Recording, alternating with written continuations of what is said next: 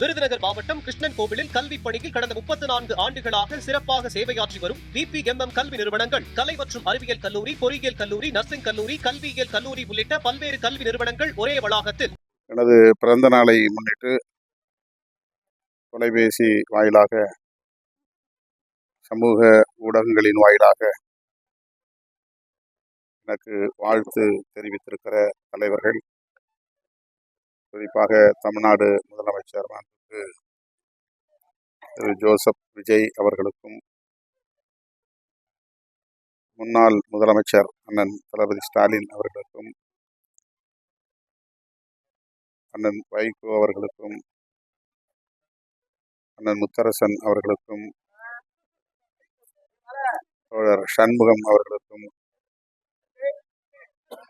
அண்ணன் TK வாசன் அவர்களுக்கும், அண்ணன் KS அழகிரி அவர்களுக்கும், அண்ணன் AC சண்முகம் அவர்களுக்கும், இன்னும் பல முன்னணி தலைவர் பெருமக்களுக்கும் என்னுடைய நன்றியை உரித்தாக்கிக் கொள்கிறேன். அதே சூப்பர் ஸ்டார் ரஜினிகாந்த் அவர்களுக்கும் என்னுடைய மனமார்ந்த நன்றியை உரித்தாக்கிக் கொள்கிறேன்.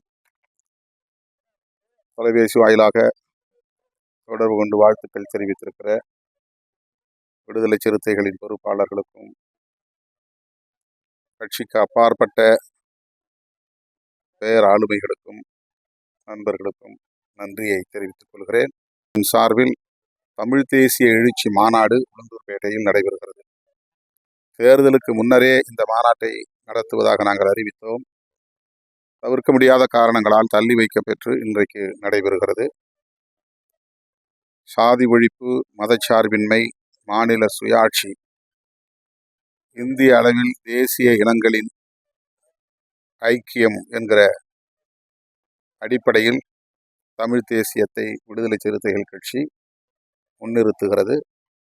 மதவழி தேசியத்திற்கு மாற்று மொழிவழி தேசியமே என்பதையும், அரசமைப்பு சட்டத்திற்கு உட்பட்டு சுதந்திரம், சமத்துவம், சகோதரத்துவம் ஆகியவற்றை வென்றெடுப்பதற்கு மதசார்பற்ற தமிழ் தேசியமே அதற்கான சிறந்த வழி என்பதையும் உரத்து சொல்லுகிற மாநாடாக இந்த மாநாடு இன்றைக்கு ஒருங்கிணைக்கப்படுகிறது. தோழமை கட்சிகளில் இருந்து யாரையும் இந்த மாநாட்டுக்கு அழைக்க இயலவில்லை.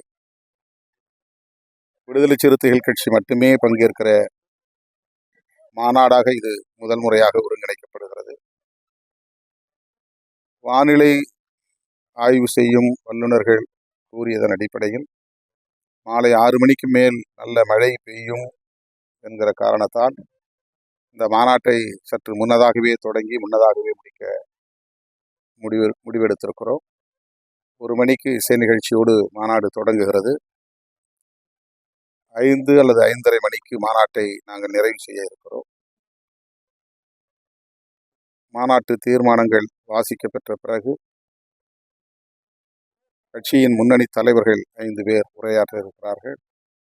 அவர்களை தொடர்ந்து நான் நிறைவாக பேச இருக்கிறேன். ஏறத்தாழ 13 தலைப்புகளில் மாநில உரிமைகள் தொடர்பாக, தமிழீழம் உள்ளிட்ட தமிழ் தேசிய அரசியல் உட்பட 125 தீர்மானங்களை இந்த மாநாட்டில் நாங்கள் முன்மொழிந்து நிறைவேற்ற இருக்கிறோம். தாவேக அரசு அமைந்து 100 நாட்களை வெற்றிகரமாக முடித்திருக்கிறது. இப்போது பட்ஜெட் கூட்டத்தொடர் வெற்றிகரமாக நடந்து கொண்டிருக்கிறது. தமிழ்த்தாய் வாழ்த்துக்குத்தான் தமிழ்நாட்டில் அனைத்து நிகழ்ச்சிகளிலும் முதலிடம் என்கிற முன்னுரிமையை வழங்கி தீர்மானம் நிறைவேற்றிய முதல்வருக்கு இந்த நேரத்தில் நான் நன்றி சொல்ல பாராட்ட கடமைப்பட்டிருக்கிறேன். கர்நாடகத்தில் சில இளைய தமிழ் இளைஞர்கள், தமிழர்கள் 3 பேர் அண்மையிலே மாடு மேய்க்க சென்ற இடத்திலே துப்பாக்கி சூட்டால் பலியாகி இருக்கிறார்கள். துப்பாக்கி சூட்டிற்கு இரையாகி இருக்கிறார்கள். இது மிகுந்த கவலை அளிக்கிறது. இந்த போக்கை கண்டித்து முதலமைச்சர் அவர்கள் அறிக்கை வெளியிட்டிருப்பது ஆறுதல் அளிக்கிறது. தொடர்ந்து இப்படி வனத்துறையினர் தமிழர்களுக்கு எதிரான துப்பாக்கிச்சூடுகளை நடத்தி வருவது அவ்வப்போது நடந்தேறி இருக்கிறது.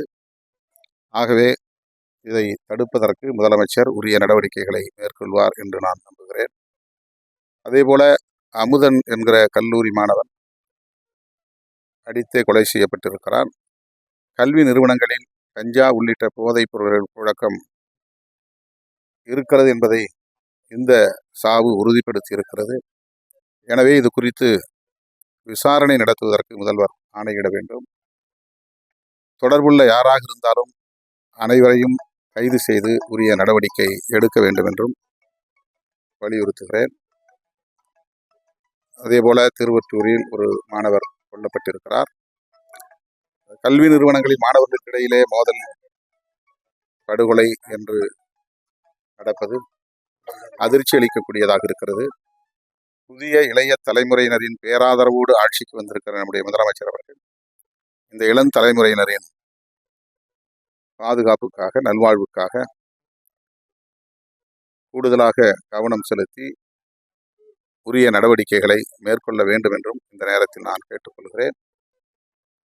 அனைத்து தரப்பினராலும் வரவேற்கப்படுகிற ஒரு ஆட்சி நிர்வாகமாக, குறிப்பாக எந்த துறையிலும் ஊழல் இல்லை என்று சொல்லக்கூடிய அளவுக்கு, பொதுமக்களே பாராட்டக்கூடிய அளவுக்கு நடந்து கொண்டிருக்கிறது என்பது இந்த ஆட்சியின் சிறப்புகளில் ஒன்றாகும்.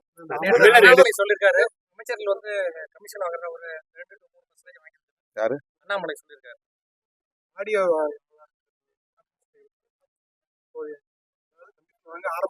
அவர் முதலமைச்சரை சந்தித்து உரிய ஆதாரங்களோடு முதலமைச்சருக்கு தெளிவுபடுத்துவது அவசியமானது. அப்படி இருக்குமேயானால் முதல்வர் அதில் கவனம் செலுத்த வேண்டும்.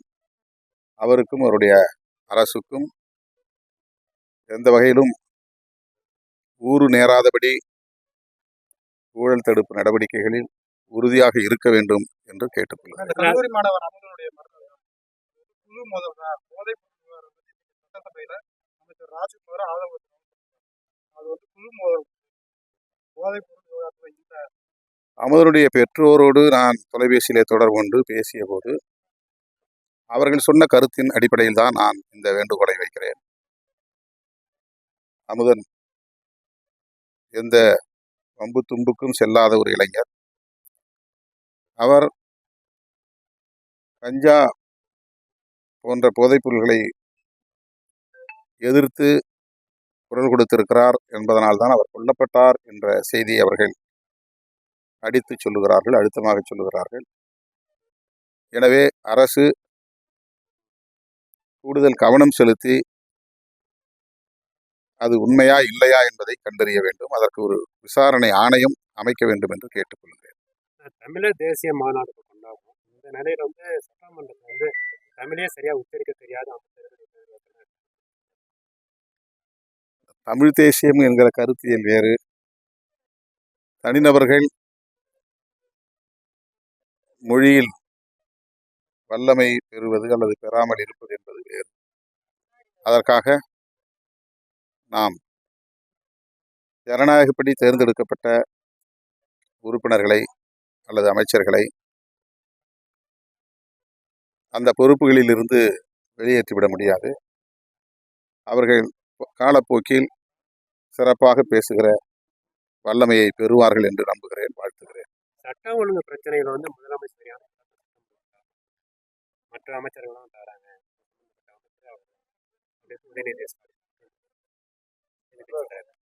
எதிர்க்கட்சி தலைவர் முன்வைக்கிற பிரச்சனைகளுக்கு முதலமைச்சர் உரிய நேரத்தில் உரிய விளக்கம் கொடுப்பார் என்று நம்புகிறேன்.